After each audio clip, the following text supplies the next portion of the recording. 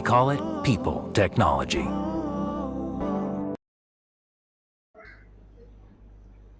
No, nobody seems to want to go out of the IPL just yet, at least not without a fight. And we saw that in the Punjab Kings against the Chennai Super Kings. They stay alive, albeit just. What they want is for Rajasthan Royals to beat Kolkata Knight Riders convincingly. As for Owen Morgan and the KKR side, all you need to do is get the job done at Sharjah in just under half an hour from now. On Maruti Suzuki presents ESPN Cricket for T20 Timeout. We look back at the first game a little later, but first with Gautam Gambhir, a massive game in the race for the playoffs. KKR against Rajasthan. We thought the toss would play a big role, Gautam. In Sharjah, it has this season. It's gone Sanju Samson's way, and RR are going to bowl first. How significant do you think the toss is in a game like this, especially at what we've seen in Sharjah? I won't say massive. I'll say Hmm. it's an important toss to win because you still need to play well.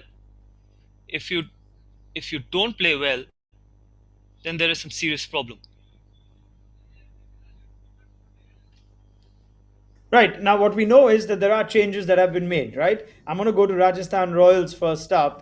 This is a team that we have spoken of in the past, Gauti, that they make changes which are sometimes hard to understand. They've made four today. So let's run through them. Jaidev Unadkat is back. I'm sure you'd be pleased to hear that. They've given another game to Anuj Rawat, the left-hand keeper bat from Uttarakhand, who did play in the first leg of the IPL. Chris Morris returns, and so too does Liam Livingston. Evan Lewis goes out. It's a lot of changes. We'll confirm the makeup of that team in just a bit for you. But what's that, Gauti, right now? Just giving guys a First, go, or is there more to it? first, it's actually headache for Sanju Samson to even remember the amount of changes they make every game. Rather than winning the toss, you need to remember the changes, which is again a poor captain, to be honest. Yeah. Again, see, this is what happens when you're not sure. And I don't even remember the last time they've played the same 11 in three consecutive games, Hmm. which is a massive surprise for me. And that is how. And they don't make one change; they make two, three, four. Yeah. In fact, some team imagine look at CSK. They didn't make four changes since the last year, where they Hmm. had probably the worst season they had, and they've converted this season into probably finishing in the top two as well. So this just Hmm. shows where they are as a franchise, where they are as a management. I'm not saying that these are bad changes. They can still go on to win the game today, but I'm Yeah. just saying that when you make so many changes, you make the entire dressing room feel so insecure. And dressing room is made of emotions. Dressing room is made of humans, and humans have emotion. When you make them insecure, and it is very contagious as well.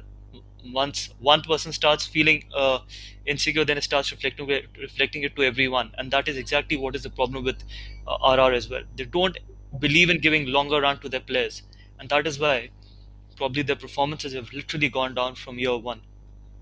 Yeah, absolutely. You take that, looking at that team. Now let's try and make sense of it. We'll keep a close eye on who's gone in and who's gone out. So I don't see Shreyas Gopal's name. So that's one name we can confirm is out. Anuj Rawat is in. Liam Livingston is back in. Evan Lewis is out. Chris Morris has come in as well. And Kuldeep Yadav, the left arm seamer, is missing too. So David Miller drops out and Morris comes in. All right. So I think I've tried to round up all those changes. Otherwise, it's pretty much the same. That's the team. Does it look like a team that can win, get the job done today, Gautam? Just if you look at this game in isolation. Look, any team can get the job done. My point is not that this is a bad team. This Yeah, is a good team. sure. You've got quality players. Livingstone is a quality player. Sampson is a quality player. Chris Morris is a quality player. They've got quality in their ranks. But it's just that you got to give them a longer run. It's just that you can't keep chopping and changing. See, by making changes, it doesn't mean that you're going to change the result as well. It is Hmm. just about probably trusting your players, believing in your players. If you believe in your players, you don't chop and change. Yeah. Imagine people who are making these decisions, if they get chopped after every year, or if they get sacked in the middle of a tournament, how would they feel? So it is exactly the same way players do feel when they get dropped off just by giving by whatever, getting one or two chances. Yeah. So everyone, whether it's the management or the players, they need a longevity, they need continuity, they want more security. I'm not only talking from the players' point of view, I'm talking from the management point of view, the coaching staff, and everyone. Yeah. So it reflects on everyone. So if the coaching staff probably believes in making so many changes, then they should be made accountable as well. Whoever is there in the coaching staff, I don't know exactly who all are there, then Mhm. they should be equally accountable, and then the chopping should happen there as well. Yeah, I mean, you'd understand that even their coaches have changed, almost three or four, I think, in the last 5 seasons. And you'd have to wonder how a Shreyas Gopal feels or a Mayank Markande feels after getting one game and going out. Kuldeep Yadav, the seamer, too. So, yep, you can take that point. What about Kolkata Knight Riders? One important change: Lockie Ferguson comes in and Tim Saudi goes out. I guess that's a big call on a game that you must win. Lockie Ferguson's been so good for them, especially in the UAE leg ever since Pat Cummins was unavailable, Gautam. That's a boost for Kolkata's bowling. Absolutely, someone who can bowl 150, and we've seen that what pace can do at Sharjah, and someone who can hit the deck, can keep the ball little back of length, and it starts keeping low. It's very difficult to score runs off the pace bowling as compared to the spinners. So it's a very good change, and it's probably uh, that is what they wanted. They wanted some pace in their lineup because probably with Tim Hmm. Saudi and Shivam Mavi, they didn't have express pace. Now they've got express pace so that they can get into the middle order of Rajasthan roles. And then with Varun Chakravarti, Sunil Narayan, Shakib, and Lockie Ferguson, the bowling is pretty strong. Okay, let's get into a conversation that I'm very interested to have with you now, and we can take some time into it about teams assessing conditions and trying to get to a score that they can fight. Let's assume Sharjah is going to be difficult again, like it was last time for the team batting first. But if you're KKR right now and you tell yourself, right, we don't may not need 180, we could win this game. We have a strong bowling attack, but teams seem to fail to get to 150, 160 in a strategic manner. How do you try and sort of achieve that sort of goal? Yeah, because probably if you want to reach to 150, 155, look to Hmm. get 140. Don't look to get 180. The moment you start looking to get 180, you can get actually bundled out for 120. But if you're looking to score 140, you will eventually get to 150. And again, on a wicket like this, which I love playing on, which I absolutely endorse, I've said it on your show earlier as well. I love these kind of wickets where it's a low scoring game. Between 7 and 16 over is the most crucial phase of the game. And the lesser dot balls you play, there are more chances that you're going to reach to 145, 150. And that is a skill. Not playing a dot ball is a skill. Skill Hmm. is not only about hitting sixes and fours. Skill is about taking singles in that. If you don't have that, then you will struggle on this kind of a wicket. But if you have that skill, you'll love it and you'll enjoy it and you'll relish it. I found that very interesting. When we looked at the Rajasthan innings against Mumbai Indians, I read a lot of the commentary around that game and the writing around that game, and it was they were play bowling balls that were almost unplayable to get boundaries off. Right, these short of length balls by Nisham and Kultanail, where you couldn't trust the bounce. But can you change your approach and not look for those boundaries at all? Is every ball at least good enough to get a single off? Is I'll, that is I'll tell that you, the is that the it's a fabulous question. It's a fabulous Hmm. question. Not a lot of people have asked me this question. Tell me how many youngsters who go into the nets look to rotate the strike. Either it's a block or a six. I haven't seen any youngster going in the nets looking to rotate off the spinner or off the fast bowler. All I've seen in the last 3 or 4 years is young kids or youngsters looking to smash the ball. Oh, is that too far? Or can I hit even longer? Or it's a block. It can't only be six or a block. You have to have that ability, and that starts with your practice to actually be able to rotate strike of every delivery, even on a rank turner. I'm not saying you should do it, but you should still at least practice to do it. Then only you'll be able to probably rotate, get four singles in an over. But nowadays, when you look to play high risk cricket, then you will never cherish these kind of wickets as well because it all starts in training, and Hmm. I've not seen anyone training or probably looking to work on that skill, So which is a very important skill on a slow low wicket because wickets are something which is not in your hand. You need to play on whatever is given to you. You should be good enough to play on any wicket which is delivered to you. So I'd love to get your thoughts now on whether you think this calls for a regime change in preparation, in training. We had Tom Moody last year on the IPL, and he said we spend no time at all, literally no time in preparation on how to play on challenging surfaces because you think you'll probably get one or two of those, and you think your international quality batters should handle that. But looking at what Sharjah has offered, there's a World Cup coming up as well. Do you think franchises, even national teams, should change the training regime? Maybe get out of the nets, play open fields, and say, let's try and just hit gaps. Let's keep working on hitting gaps. It's not only about playing in open fields, it's about even going in the nets and you know where the fielders would be. There'll be a short third man, point, and a cover, and there'll be either a short fine leg or, for example, a short mid wicket. This is common sense. This is what's going to happen when the spinner is bowling after 6 overs. So you know if you've played in the gap, you've played enough cricket to know that you've played in the gap, or you've just chipped over cover, you've chipped over mid wicket. It's not important to hit it really hard. It's about placing and it's about finding the gaps as well, even at Hmm. Sharjah. But it requires a lot of skill. It requires a lot of hard work because no one likes getting into the nets and looking to rotate. Everyone wants to see the ball flying off the bat. Everyone wants to hit those massive 100-meter sixes. But not a quality bowler will end up letting you do that on a wicket like Sharjah, where it's a challenging wicket. Yes, you can do it at Chinnaswamy. Yes, you can do it at will at Wankhede, where it's a flat wicket when the dew is there, when the ball is wet. It's probably the easiest thing as well. You keep going to the gym, keep working hard, increase your strength, and keep smashing those big sixes. But the real hard work is between 7 and the 16 over, and that Hmm. skill is where I think a lot of quality players do lack even now. Is it a mindset change as well, where your first instinct is always, let me try and get the boundary away and then I have to adjust? Hey, I'll make do the single. You suddenly have to start thinking differently. No, I don't need to look for the boundary. And does that come easier Yeah. for, say, players like yourself who've played the longer formats and then mastered T20 rather than the other way around? The guys who are now T20 specialists and don't play any long form cricket. See, I'll tell you one thing. If it's a flat wicket, if you're playing at Wankhede, you know that you can smash the ball out of the park. But suddenly, when you play at Eden Gardens, earlier Eden Gardens, which used to grip and spin and which was low and slow, you can't smash that ball. You can't step out and probably smash it over the top, or you still need to have that skill. So it all depends on the surface as well. Do you have that skill? You can practice long range hitting as well, but at the same time, you need to practice those finding the gaps as well, which young kids do not do at all. And probably yes, it does require a lot of mental change as well. Do you want to do that? Yes, you should do that because you will not always get a wicket like Wankhede or Dubai or an Abu Dhabi. You will definitely get a wicket like Sharjah, and you should be prepared to play on any kind of a wicket. When Tom spoke about that, you hardly get 2 or 3 wickets. That wicket could be your probably A a wicket playoff or a where, do or die game. Yeah. or a player for a do or die game. Hmm. So when you go into an exam, you don't think you prepare for everything. You don't say that oh this there's a very less probability of me getting this question. You should have all answers for all the questions, and that is why I say that like look, I don't believe in all this data and stuff, and I hate all this. I hate this matchups. I hate all this data analysis and stuff.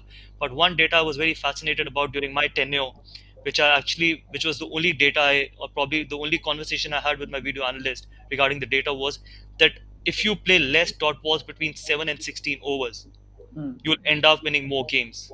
And I absolutely enjoyed it. And the reason is because no one even bothers about it. If you see between 7 and 16 overs, there are so many dot balls. There will be big hits, there will be boundaries, but there will hardly be any singles.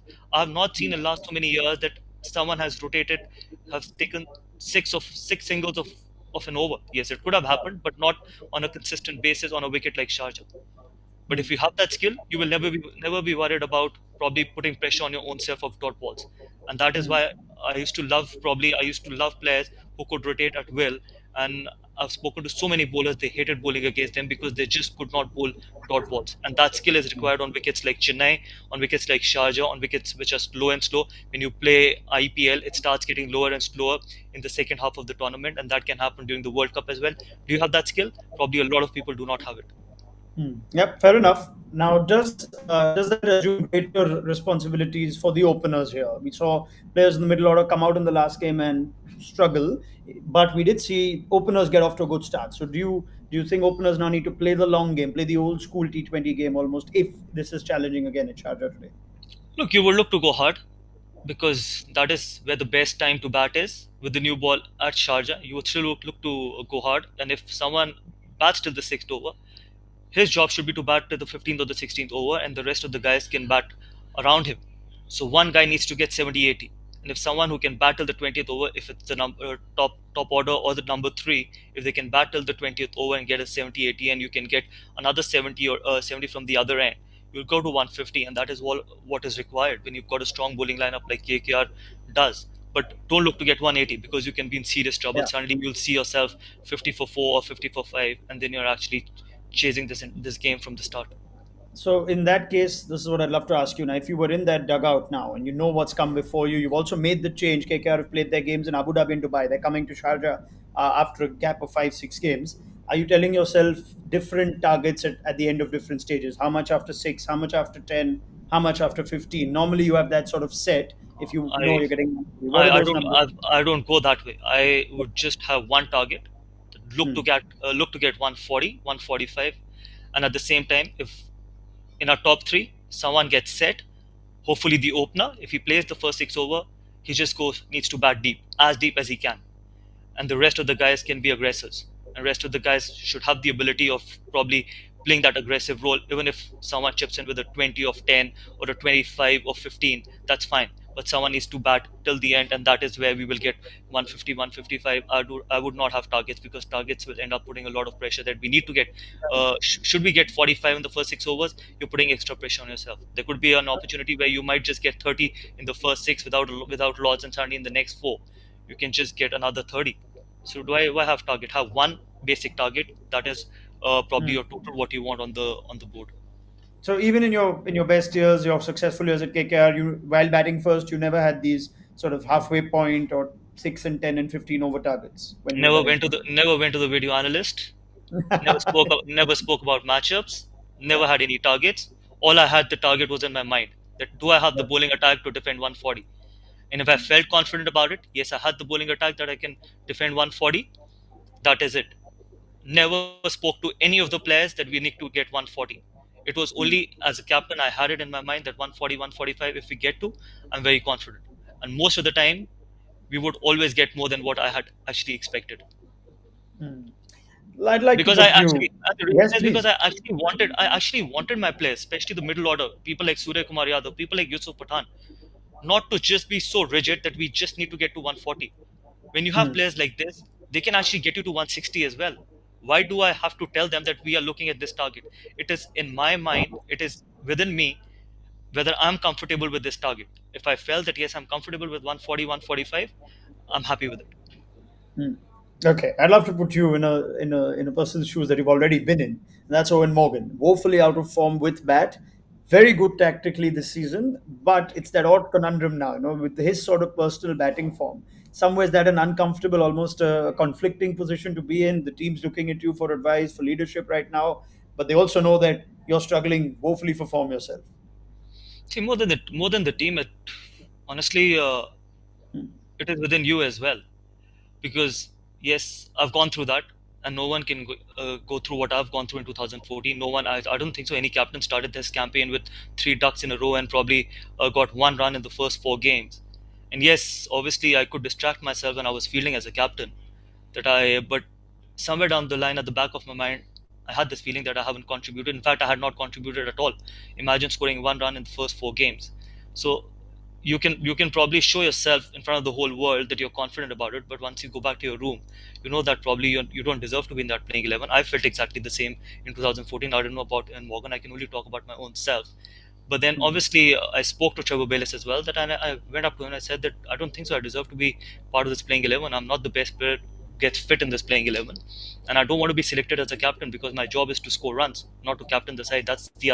That's my additional responsibility. So all he told me was that you've given so many other players such a long run. Why don't you give yourself two or three more games? And then probably the only time I felt was that I was hiding myself was in the fourth game when I promoted Manish Pandey to open the batting, who was in fabulous form, and I dropped down to number three, which I hated, which I probably still hate. That's one regret in my cricketing career which I ever had. And he got a duck, to be honest, and I got one.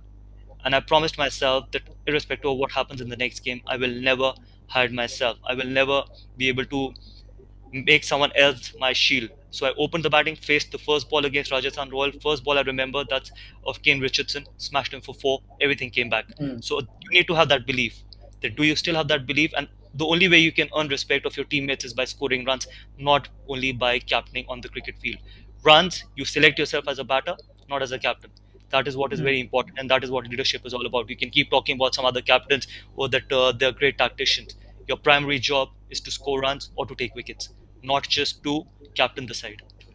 Hmm. What about 2018 when you were with the Delhi Capitals? How would at that you could say that you were in the twilight of your career. Was that different? Was that psychologically a little different from what say Owen Morgan must be going through right now, still a national team captain?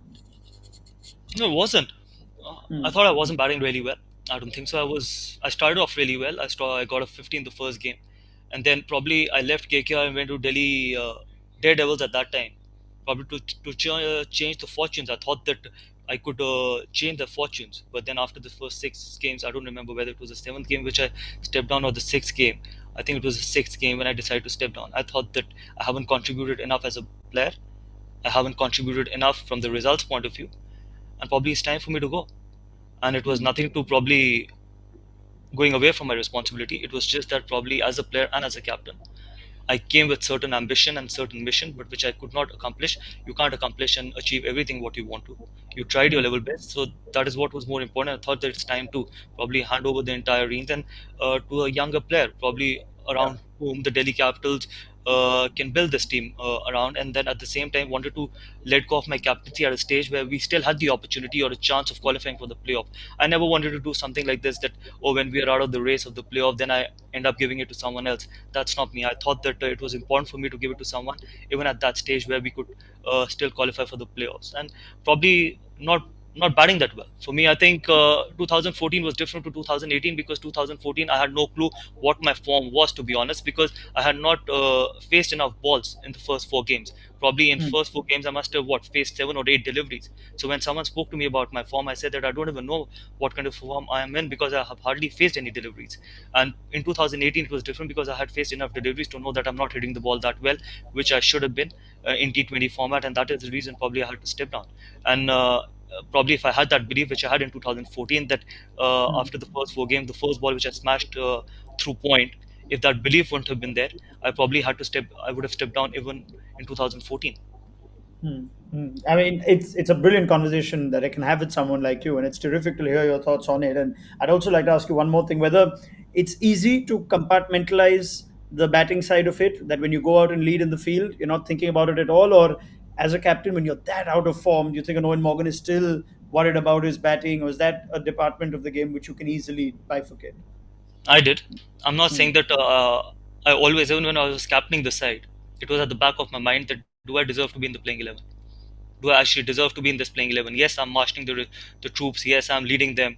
Yes, I'm doing everything what I can in my own capacity. I'm probably hitting more balls than I should be in the nets. I'm practicing even harder than I should be. I'm being so hard on myself.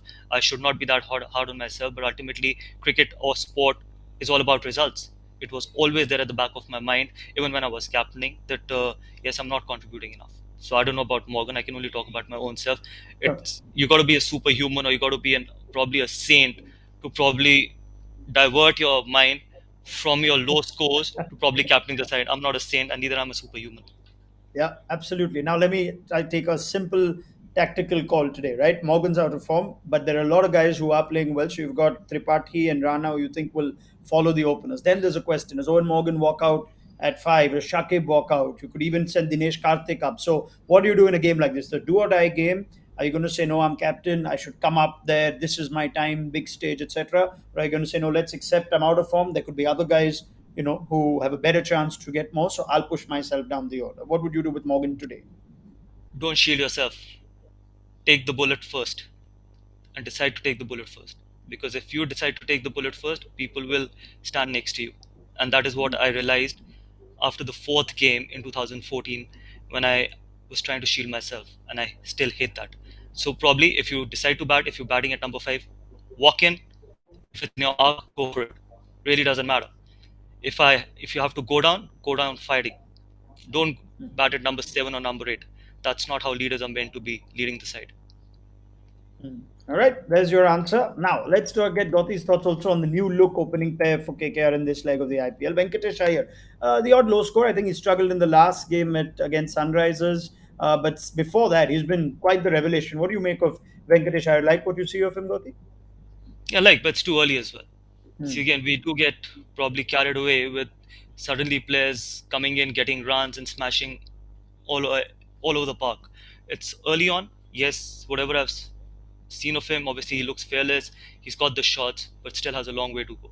He's not as technically sound as Ruturaj or for example, Sanju Samson or the other guys, young guys, Prithvi Shaw, Shubman Gill, or some other players. But then, yes, he's got his own limitations as well. But yes, in a T20 format, sometimes your limitations can be your strength as well. If it's in your arc, you can actually look to go, and you don't need to be the most technically sound. But yes, whatever little I've seen of him, he's got the right attitude. I can only talk from the attitude point of view. Skill wise, I Yeah. should not be, because it's too early. Yes, he's got the right mental side of things, that he doesn't get overawed by the bowler or the situation. And one shot, probably one inning which he played against Mumbai Indians, was probably the pinpoint which actually made me feel that Hmm. he's got the mental toughness to be successful at IPL level. Don't know about international level. Sure. I mean, that's where he has taken on some international quality bowlers in Bumrah and Bolt and Milne. So, yeah, fair point. That right. Let's go to the previous game. We'll see how well KKR do the bats. Massive game. We'll come back to it in the mid inning show. But Punjab, what an effort that was. KL Rahul, we've seen it all the time. He can bat this way. He made some interesting comments in the last game, Gauti, that yes, I know, but for the team, it's decided that I have to bat a different way, etc., etc. I just think of it simply and say, if he can bat like this, why doesn't he bat like this more often? What do you make of Rahul? If you can bat like this, exactly the same statement what you made. If you can bat like this, why don't you bat like this? And if you can bat like this, probably he's got more ability than Virat Kohli and Rohit Sharma. And I'm not saying it just because I've seen it. I've seen KL Rahul doing it today. He just has it. He's got more shots than anyone else in India, and he's shown it today. And especially against Josh Hazelwood, that wasn't the worst over Josh Hazelwood has bowled. It was proper quality bowling. He was able to smash it for two sixes, and that just shows the quality of a batter. Just go play, man. Let the world cherish. Not only India, let the world cherish. Show this world your ability. When people talk about Rohit Sharma, when people talk about Virat Kohli, probably people will talk more about you because you've got many more shots as compared to anyone else in India. So don't think that you're middle order. Had he played like this, I can bet that Kings 11 would have already qualified by now. It is So, probably the pressure of captaincy. It is probably what it is. I don't know. It is the team management that can answer. Because why do you keep it till this late, till the end, yeah. when you can bat, when you had everything to gain? When now you've got nothing to lose, you came out all guns blazing. When you had everything to gain, you should have come out all guns blazing. And that is where they missed the trick. So you don't subscribe to that view that because that middle order was out of form, Rahul had to bat this way or was told to bat this way. You don't subscribe to that. This is now my job. Let those Hmm. guys work. Let those guys work their technique and their game out. Game mode. Yes, Yeah. I'm a captain. Yes, my job is to score runs, but I can score runs the way I want to. If I'm out of form, doesn't mean someone else needs to change his game. That is my prerogative, how I get myself out of form and get into a good form. That is my problem, not yours. If KL Rahul is there, if he wants to play freely, he should go out there and play freely. If Nicholas Puran is in bad form, that's his problem, not his. Hmm. Yes, you're a leader, you want to take other responsibility as well, but you've got the ability as well. Had you played with so much of freedom, probably you could have. Punjab Kings would have been probably in the top four. Yep, fair enough. Chennai Super Kings. Just one quick word on that before I leave you. Are you worried about them? Three defeats now, and some pretty, some hammerings in those defeats. Are you worried at all about the Super Kings, or will we see a better, more improved Super Kings in the playoffs? Why should I be worried? I think If the you were a cap. Super Kings, if you were in the Super Kings stand. So look again. I think obviously three losses in a row is tough for a team like CSK, who's actually finished, who will finish in the top two. And then obviously you go into the playoff. Anything can happen. Yes, you can end up beating Delhi Capitals, and then you can be straight into the finals. But you don't want to get into a playoff by losing three games on the trot. And the problem is the way they had lost three games. That is probably the problem. And the bowling is still not the worry. The batting is a worry, and we've spoken about it. There is that chink in the armor. There is that problem. There is that vulnerability in the batting lineup, especially in the middle order. Today, Faf was the one who got runs for them. So if they don't get that sorted, they probably will find it difficult against a quality bowling like Delhi Capitals. All right, simple as that. We'll have more time to talk about the Super Kings ahead of the playoffs. Gautam Gambhir, thank you very much. Let's pick up the chat in 20 overs. Massive game for KKR and see how many they've got. It was delightful to have that chat with Gotti on captaincy and Owen Morgan. Hope you enjoyed that as well. Let's pick up the conversation on the game on Maruti Suzuki presents ESPN Cricket for T20 timeout.